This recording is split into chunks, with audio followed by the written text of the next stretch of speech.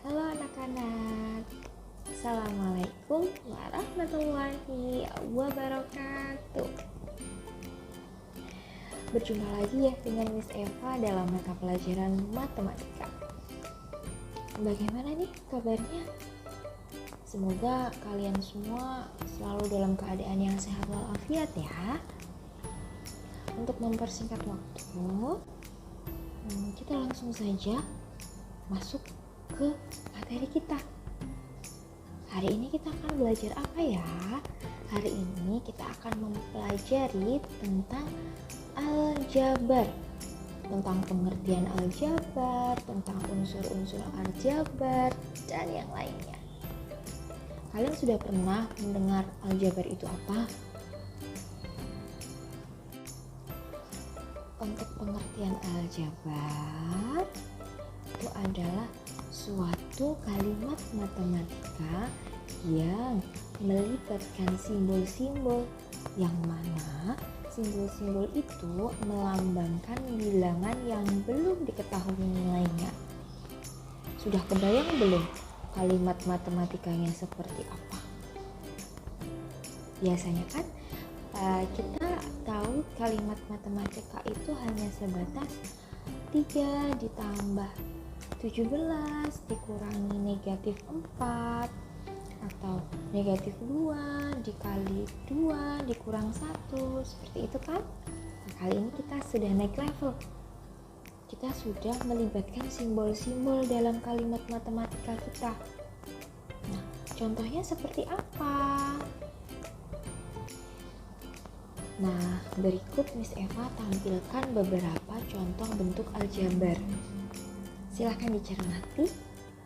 Di situ ada 3A. 3A itu merupakan contoh bentuk aljabar yang sangat sederhana. Apa maksud dari 3A? 3A itu memiliki arti 3 kali A, yang mana A-nya itu melambangkan bilangan yang belum diketahui nilainya. Karena kita belum tahu nilainya itu berapa, jadi kita tuliskan menggunakan simbol A, seperti itu. Kemudian kita lanjut ke contoh yang kedua ya nak ya. Untuk contoh yang kedua, di situ ada 4M dikurangi 2. Itu maksudnya adalah 4 dikalikan M, baru kemudian hasilnya dikurangi 2. Yang mana M-nya itu melambangkan bilangan yang belum diketahui nilainya. Jadi kita tuh bebas melambangkannya, ingin menggunakan huruf apa saja itu bebas. Terserah kalian, asal kalian harus konsisten ya. Konsisten gimana maksudnya? Ketika dalam satu soal kalian melambangkan, misalnya kalian melambangkan harga gula itu dengan huruf X, ya sampai akhir pengerjaan soal nanti kalian juga harus konsisten selalu menggunakan huruf X sebagai lambang atau simbol dari harga gula yang belum kalian ketahui nilainya, seperti itu. Kemudian kita masuk ke contoh yang ketiga ya nak ya. Di situ ada 3C ditambah 1. Itu berarti artinya adalah 3 dikalikan C, kemudian baru ditambah 1. Nah, kalau kalian perhatikan dari contoh yang Miss Eva berikan, dari 3 contoh yang Miss Eva berikan, itu masing-masing memiliki huruf yang berbeda atau simbol yang berbeda. Di contoh pertama Miss Eva menggunakan huruf A, di contoh kedua Miss Eva menggunakan huruf M, dan di contoh ketiga Miss Eva menggunakan huruf C, yang mana A, M, dan C itu mewakili bilangan-bilangan yang belum diketahui nilainya. Seperti itu. Semoga setelah kalian melihat penjelasan tentang contoh bentuk aljabar tadi, kalian sudah terbayang ya, bentuk aljabar itu seperti apa sih? Dan semoga tidak pusing ya, karena kita di sini mulai mengkombinasikan antara angka dengan huruf. Supaya kita bisa mempelajari aljabar dengan lebih baik lagi, kita harus mengenal dulu nih unsur-unsur dalam bentuk aljabar. Apa saja sih unsur yang ada dalam bentuk aljabar itu? Di samping Miss Eva sudah memberikan poin-poinnya. Ada 3 unsur, nak. Unsur yang pertama adalah variabel. Apa itu variabel? Variabel itu merupakan simbol-simbol yang mewakili bilangan yang belum diketahui nilainya. Kayak huruf-huruf yang Miss Eva sebutkan tadi, nak. Kemudian untuk yang kedua ada koefisien. Apa itu koefisien? Koefisien itu merupakan suatu bilangan yang menyertai variabel, atau bisa kita bilang bilangan yang ada di depan variabel. Begitu. Lanjut ke unsur yang ketiga, yaitu konstanta. Konstanta itu apa ya? Konstanta itu merupakan bagian dari bentuk aljabar yang tidak disertai oleh variabel, atau bisa kita bilang angka yang berdiri sendiri. Oke, diingat-ingat ya, nak ya, pengertian dari masing-masing unsurnya. Setelah ini Miss Eva akan menjelaskan contoh bentuk aljabar beserta unsur-unsurnya. Perhatikan ya. Nah, di sini Miss Eva memberikan 2 contoh bentuk aljabar, nak, beserta unsur-unsur yang sudah kita breakdown. Tadi kan kita mengenal 3 unsur ya, nak ya. Ada variabel, ada koefisien, dan ada konstanta. Nah, di sini kita perhatikan dulu bentuk aljabar yang pertama. Bentuk aljabar yang pertama di sini adalah 3M dikurangi 5. 3M dikurangi 5. Variabel apa saja yang ada di dalam bentuk aljabar tersebut? Ingat lagi definisi dari variabel itu apa? Variabel itu merupakan simbol yang melambangkan bilangan yang belum diketahui. Jadi kita cari dalam bentuk aljabar tersebut ada simbol apa? Oh, ternyata dalam bentuk aljabar contoh pertama itu kita menemukan simbol M. Kan? Jadi bisa kita simpulkan variabel yang ada dalam bentuk aljabar tersebut adalah M. Clear untuk unsur aljabar yang pertama. Kemudian unsur aljabar yang kedua adalah koefisien. Karena variabelnya hanya ada 1 ya, hanya ada M saja, berarti kita hanya bisa mencari koefisien dari variabel M. Angka berapa yang berdiri di depan variabel M? Kita tengok bersama. Oh, ternyata angka yang ada di depan variabel M adalah angka 3. Jadi bisa kita simpulkan kalau koefisien dari variabel M itu adalah 3. Kemudian kita lanjutkan ke unsur aljabar yang terakhir, yaitu konstanta. Konstanta itu merupakan angka yang berdiri sendiri atau bagian dari bentuk aljabar yang tidak disertai oleh variabel. Kita tengok ya, angka berapa sih yang berdiri sendiri yang tidak ada simbol di sebelahnya? Ternyata ada angka 5. Hati-hati, kita harus lihat angka 5 itu apa tandanya, apakah positif atau negatif, karena tandanya harus ikut kita sertakan. Nah, karena di situ angka 5-nya bernilai negatif, maka bisa kita simpulkan kalau konstanta pada bentuk aljabar yang pertama adalah negatif 5. Seperti itu. Kemudian untuk contoh yang kedua, Miss Eva punya bentuk aljabar 5x ditambah 10. Pastinya kalian sudah lebih ahli ya dalam menentukan unsur-unsur aljabar yang ada, karena tadi sudah Miss Eva jelaskan di awal. Nah, untuk bentuk kedua ini kita punya variabelnya adalah x. Hati-hati ya nak ya dalam penulisan x dengan kali, karena mirip kan, jadi kalian harus jeli. Di sini variabelnya x, kemudian koefisien untuk variabel x adalah 5 dan konstantanya adalah 10. Gimana? Sekarang sudah paham tentang mana-mana saja unsur dari bentuk aljabar? Semoga sudah ya nak ya. Setelah kita mempelajari tentang unsur-unsur aljabar, sekarang kita memasuki bagian suku dalam bentuk aljabar.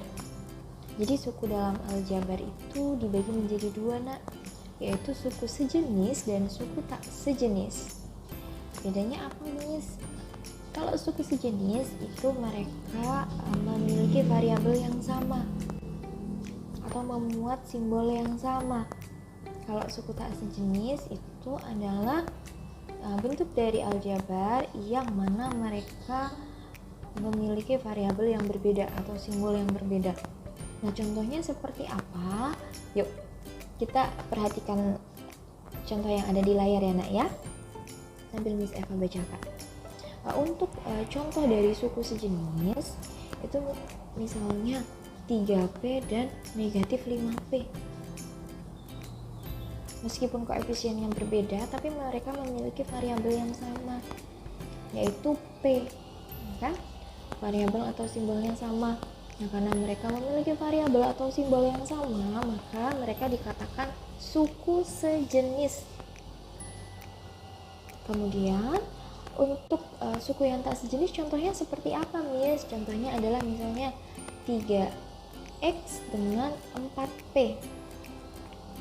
3x dengan 4p, variabelnya berbeda ya, simbolnya berbeda ya, ada x dan ada p. Nah, karena variabel yang mereka memiliki berbeda, maka mereka dikatakan sebagai suku yang tak sejenis. Mudah kan?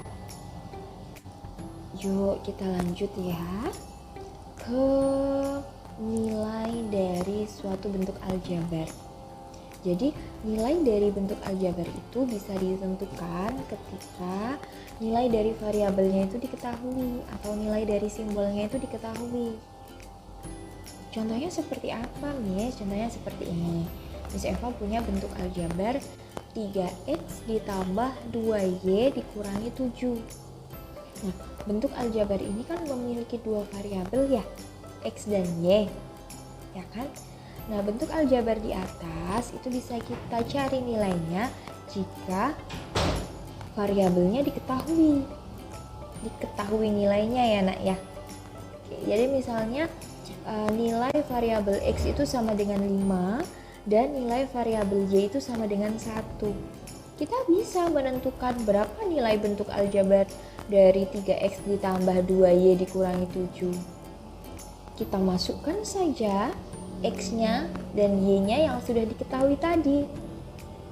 Kita kalikan, karena kita tahu kan x-nya sama dengan 5, berarti kita kalikan 3 dikali 5 ditambah 2 dikali 1 karena diketahui y-nya sama dengan 1, kemudian dikurangi 7.